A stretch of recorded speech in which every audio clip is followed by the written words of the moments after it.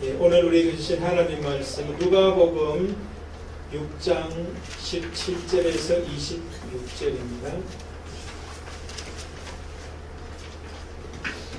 누가복음 6장 17절에서 26절 신약성경 99페이지에 있습니다. 찾으셨으면 한 목소리로 공급하심으로 하나님의 말씀으로 받으시겠습니다. 공급합시다.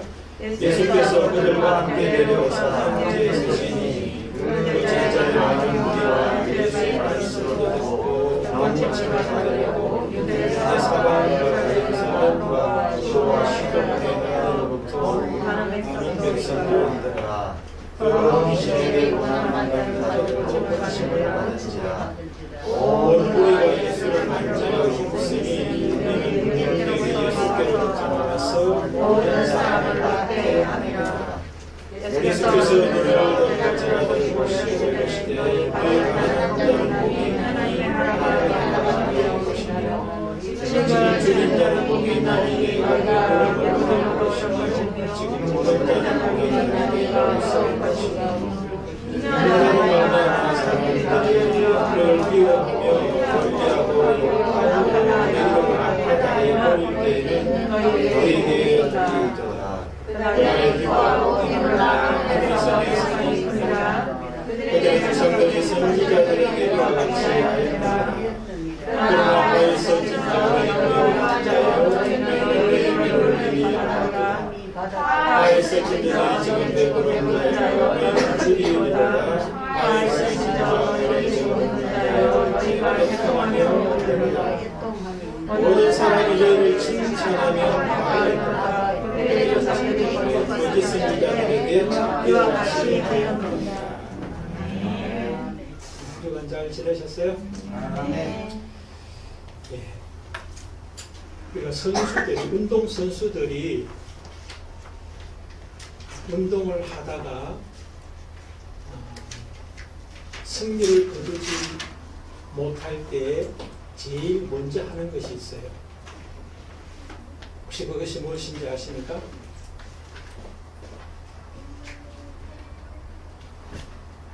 운동 선수들이 열심히 해서 승리를 거둬야 되는데 승리를 거두지 못할 때가 있잖아요. 그들이 제일 처음 하는 게 안타까워하는 게 아니에요. 승리 못했다. 제일 먼저 점검하는 것은 기본기예요. 기본기를 다시 재점검한다. 이렇게 말합니다.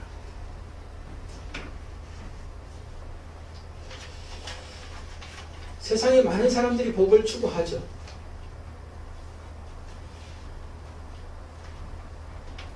그런데 복이 과연 무엇이냐? 그리고 그 복은 추구해야 될 것이냐? 우리 한번 생각해 봐야 돼요. 운동선수가 승리를 추구하듯이 이 세상의 모든 사람들은 사실은 복을 추구한다고 해도 들리지 않지 않아요? 그렇다면 복이 내 속에 지금 누려지지 않고 있다면 우리는 재점검해야 될 것이 있다는 거예요. 그게 뭐냐는 거예요. 복이 무엇인가를 점검해야 되고 또 뭐예요? 복의 기초가 무엇이냐, 복의 기본기가 무엇이냐, 이것이 재점검되어야 한다는 거예요.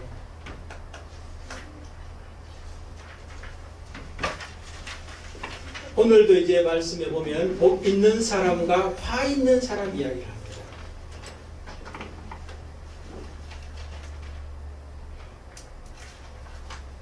예수님께서 오늘 본문의 배경은 밤새도록 기도하신 후에 제자들을 불러요. 그리고 그 중에서 12명을 사도로 세우십니다. 그리고 난 다음에 많은 사람들이 이제 예수님이 평지로 내려오시니까 모여들어요. 오늘 본문에 보면은 유대 사람들, 예루살렘 사람들, 두로와 시돈의 해안에서도 온다. 두로와 시돈은 이방 지역이에요. 이방 지역에서조차 몰려와요. 그래서 많은 사람들이 예수를 만지려고 힘을 썼다. 왜? 병이 낫고 귀신들이 고침을 받게 되었다. 그렇게 이야기합니다. 그런 배경에서 예수님이 이제 복 있는 사람과 화 있는 사람, 네 가지의 복이 무엇이고 네 가지의 화가 무엇인지를 말씀해요. 근데 자세히 보면은 복 있는 사람에 뒤집어 놓은 것이 화 있는 사람. 화 있는 사람을 뒤집어 놓으면 복 있는 사람이 돼요. 복 있는 사람을 이제 네 가지로 이야기를 합니다. 가난한 자가 복이 있다. 줄인 자가 복이 있다. 우는 자가 복이 있다. 한마디로 말하면 핍박을 받는 자가 복이 있다. 예수 때문에 핍박을 받는 자가 복이 있다. 이게 예수님이 말씀하신 복이고 제자들에게 너희들에게 그 복이 있다라고 지금 말씀하고 있어요. 반면에 이제 화 있는 사람을 예수님이 말씀합니다. 부요한 자가 화가 있다. 배부른 자, 웃는 자, 칭찬받는 자가 화가 있다. 그렇게 말합니다. 여기서 보면 복과 화에 대한 우리가 개념부터 이미 많은 사람들하고 제자들이 다르다 하는 걸 우리가 알 수 있어요. 예수님이 복이라고 말씀하신 것은 많은 사람들은 화라고 생각하는 거예요. 반면에 예수님과 제자들이 복이라고 하는 것은 많은 사람들이 볼 때는 화라고 생각하는 것이 복이라고 말씀합니다.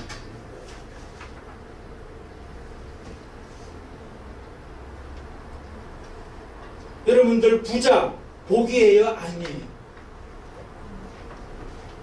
부자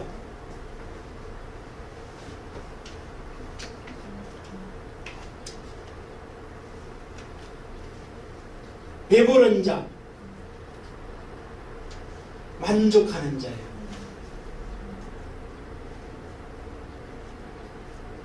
예수님은 그런데 화라고 얘기하죠. 웃는 자, 칭찬받는 자, 마찬가지고요.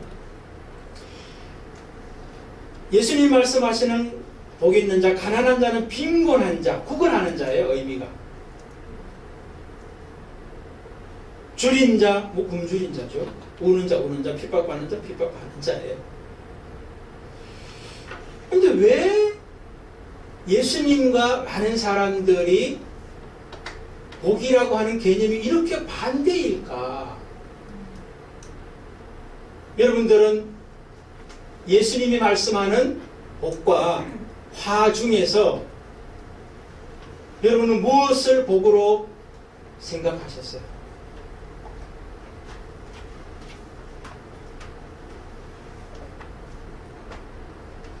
그럼 예수님과 제자들이 다른 많은 사람들과 복과 화에 대한 차이가 나는 이유가 뭐예요?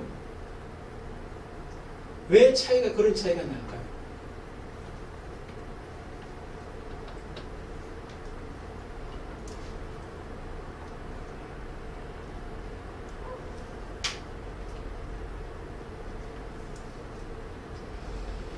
말씀에 보면은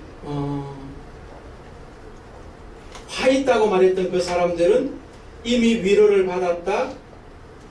그리고 앞으로 줄일 것이고 애통하며 울고 거짓 선지자와 같기 때문에 화가 될 것이다. 그렇게 이야기를 하십니다.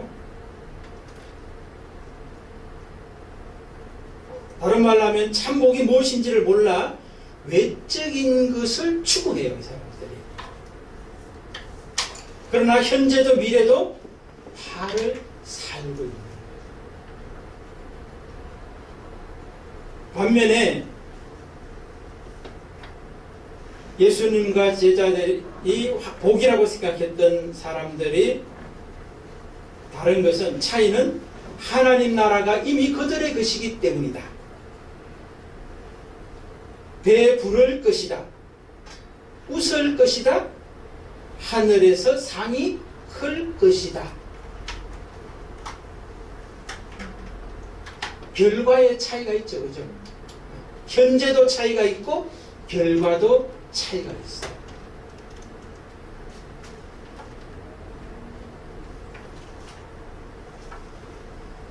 오늘 제가 여러분들하고 나누고 싶은 핵심 메시지인데요.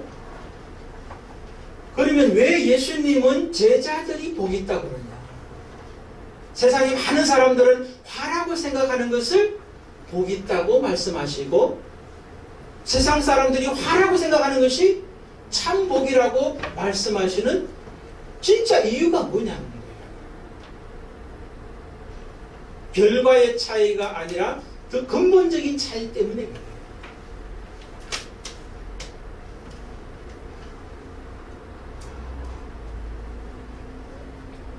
오늘 본문에서 제자들의 모습과 비교되는 많은 사람들이 무리들의 모습이에요. 무리들의 모습을 보면서 예수님이 화 있다라고 지금 말씀하는 거거든요. 반면에 그 무리 속에 있었던 제자들에게는 복이 있다라고 지금 말씀해요. 그런데 무리들의 모습 속에서 어떤 모습이 있길래 그게 화라고 말씀하느냐 하는 것을 우리가 살펴보면 알 수가 있어요. 19절을 우리 한번 같이 읽어보십시다. 온 무리가 예수를 만지려고 힘쓰니 이는 능력이 예수께로부터 나와서 모든 사람을 낫게 하느니라. 이 온 무리가 뭐가 잘못됐죠?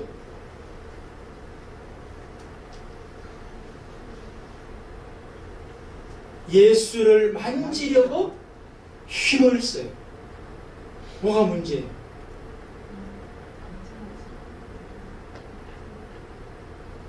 만지는 이유와 목적은 이는 능력이 예수께로부터 나오기 때문이에요. 그럼 무리들은 뭐예요? 예수님의 능력을 구하고 막 만지려고 하는 거죠. 그 결과는 또 뭡니까? 모든 사람을 낫게 하라. 모든 병자들이 예수를 만진 자는 예수의 능력으로 말미암아 다 나았어요. 복 아니에요? 복 같은데. 여러분이 만약에 아프다 이러면은 예수님께 기도해서 낫고 싶어 하잖아요.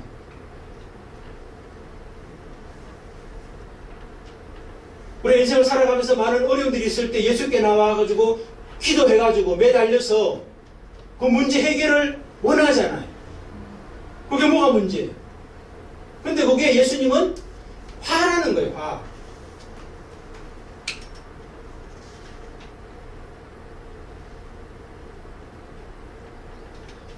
곰곰이 생각해 보세요. 제가 볼 때 많은 사람들이 여기에 속할 수 있어요.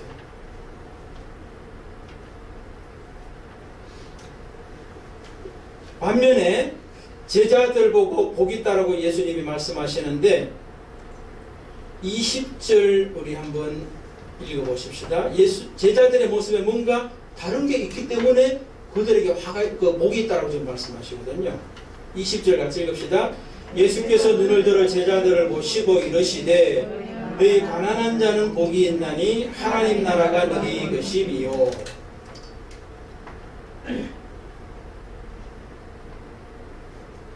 예수께서 제자들을 주목하여 보시면서 너희 가난한 자는 복이 있다.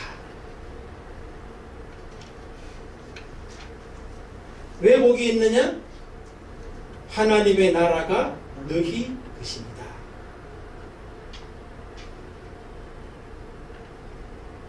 제자들이 복이 있는 이유가 뭐예요? 하나님의 나라가 현재 너희 안에 있기 때문이다. 그렇게 이야기합니다. 보면은 현재형이에요. 현재형. 근데 현재 또 그들에게 뭐가 있어요? 가난이 있어요. 현재 가난한데 동시에 그들 가운데 뭐가 있냐면은 하나님의 나라가 그들 가운데 있다는 거예요. 근데 그게 복이라는 거예요. 그 다음에 또 하나 비교해 볼 게 있는데요. 22절을 한번 같이 읽어봅시다. 복에 대한 이야기예요. 인자로 말미암아 사람들이 너희를 미워하며 멀리하고 욕하고 너희 이름을 악하다 하여 버릴 때에는 너희에게 복이 있도다. 자, 사람들로부터 미움을 당하고 멀리하고 욕하고 악하다 버림을 당하는 게 복이 있다. 그게 복이에요? 저주처럼 보이잖아요. 그런데 동시에 그들에게 뭐가 있어요? 인자로 말미암아가 있잖아요. 저주 같은 것이 있는 이유가 뭐냐? 예수 그리스도로 말미암아 이런 거예요. 그러니까 그들에게 뭐가 있는 거예요? 예수 그리스도가 그들에게 이미 있는 거예요. 그것 때문에 미움도 당하고 뭐 버림도 당하고 박해도 당하는 욕을 당하는 그런 모습이다. 그렇게 이야기하는 거예요.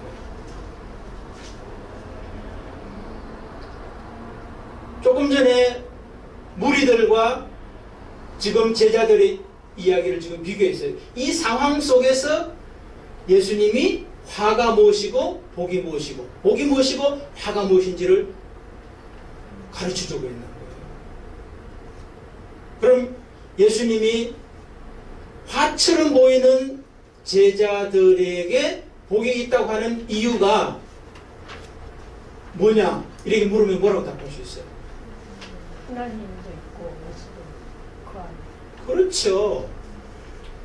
바깥에 있는 것이 문제가 아니라는 거예요. 보여지는 것이.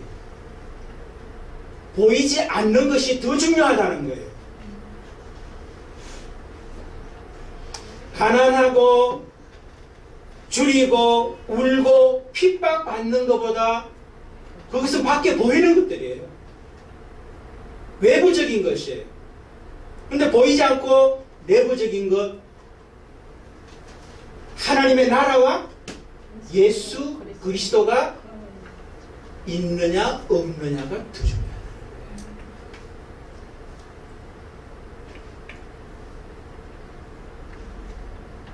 예화를 들면 쉬울 것 같아요. 예수님께서 오늘 누가복음에서는 평지 설교거든요. 평지에 내려와서 지금 복 있는 사람, 화 있는 사람 쭉 이야기하고 나가거든요. 근데 마태복음에는 5장부터 7장까지가 산상수훈, 산상복음, 뭐 이렇게 산상설교 그렇게 이야기합니다. 그러니까 같은 내용을 마태복음과 누가복음에 병행해서 놓은 거예요. 근데 마태복음에는 보면은 복 있는 사람 하면 우리 아까 전에 찬송 불러도 있죠, 그죠? 그 찬송이 마태복음에 근거한 내용들이거든요. 근데 마태복음 5장부터 7장까지 마지막까지 산상복음 이제 설교를 쫙 마치고 나서 제일 마지막에 하는 이야기가 있어요. 그게 뭔지 아세요? 그 모든 가르침을 다 가르치고 난 다음에 마지막에 하는 말씀이 있어요. 7장의 끝머리에. 그 예수님의 그 설교를 듣고 많은 사람들이 바리새인과 서기관들의 설교와 가르침과 달라서 다 놀라.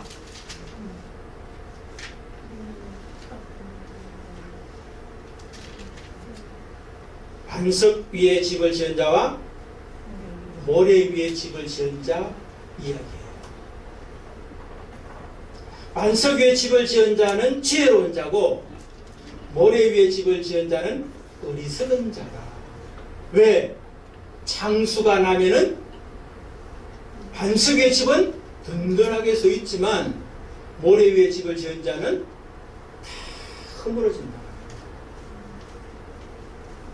그러니까 지혜자와 어리석은 자가 구별이 된다는 거예요. 어려움이 왔을 때, 창수가 났을 때. 그러면서 예수님이 이런 이야기를 합니다. 내가 너희들에게 이렇게 이것을 가르쳤는데 이것을 듣고 행하는 자가 반석 위에 집을 지은 자가 되고, 듣고도 행치 않는 자는 모래 위에 집을 지은 자다. 그렇게 이야기합니다.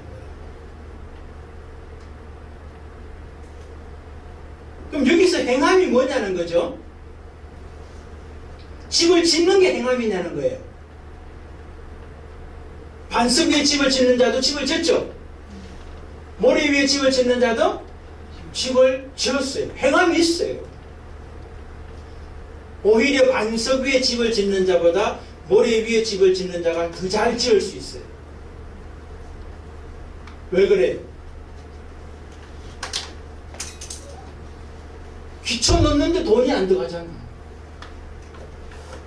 기초에 넣을 돈을 위에 더 많이 화려하게 장식할 수 있어요. 여러분, 우리나라는 지금 얼마 전에 또 어디 저 아파트 붕괴돼가지고 막 사람 죽고 이랬죠, 그죠? 그게 다 뭐겠어요?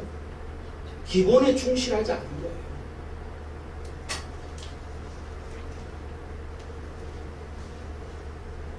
그럼 예수님께서 말씀하실 때 행함이 있는 자가 지혜로운 자, 반석 위에 지은 자라고 이야기하는데, 예수님 말씀하시는 행함은 뭐예요? 집을 짓는 데 있는 것이 아니라, 외적인 집을 짓는 데 있는 게 아니라 기초를 어디에 두느냐가 행함의 핵심이라는 거예요.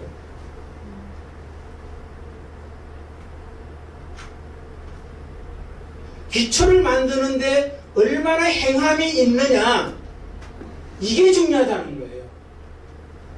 모래 위에 집을 짓는 사람들은 행함이 없죠. 당시로 말하면 그 지역은 와디라고 하는 게 있어요. 비가 안 올 때 건기에는 단단해져요. 오히려. 그리고 거기다 집을 짓는다. 근데 갑자기 홍수가 나면은 물도 썰어서 내려가는 거죠. 그래서 산상복음을 말씀하시고 나서 제일 중요한 게 뭐냐? 듣는 게 아니라 행하는 것인데, 행함의 내용은 외적인 건물 짓는데 이게 아니라 보이지 않는 기초를 제대로 만드느냐 안 만드느냐가 행함의 핵심이다. 그렇게 얘기합니다.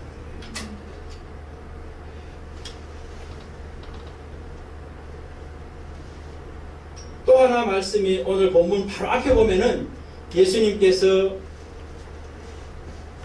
사도들을 뽑으려고 산에 이제 기도하러 가셔서 밤새도록 기도하시고 난 다음에 제자들을 불러요.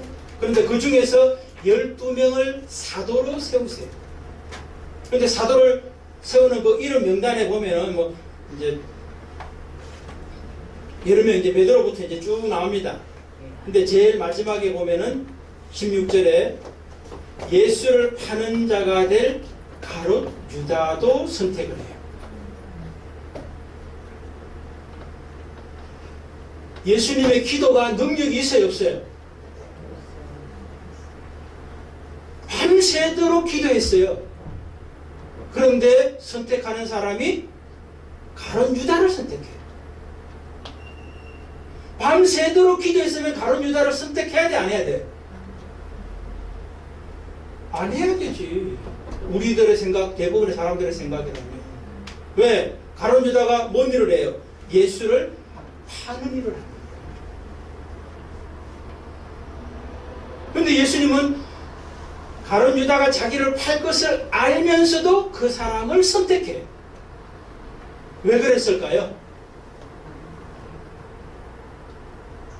하나님이 그를 통하여서 하실 일이 있다고 들은 거예요.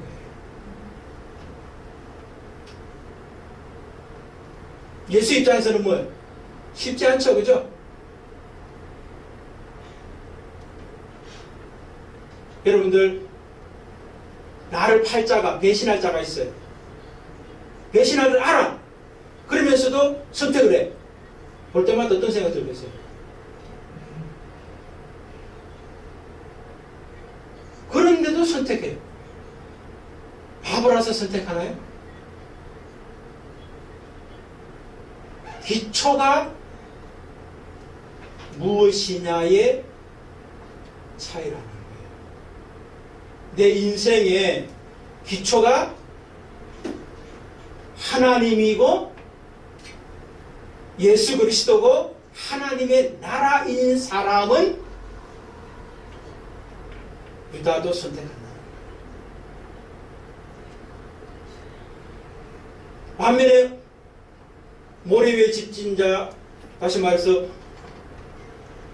어리석은 자는 가룟 유다 같은 사람 선택 안 하겠죠. 그래서 복 있는 사람은 한마디로 말하면 뭐냐? 기초가 튼튼한 사람이 복 있는 사람이다. 외적인 건물, 좀 전에 말했던 것처럼 뭡니까? 많은 사람들이 쫓아가는 게 있잖아요.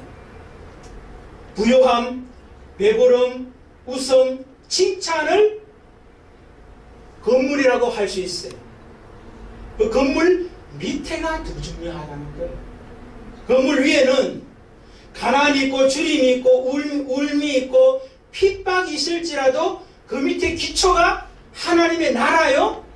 예수가 있다면 그 사람이 복 있는 사람이다.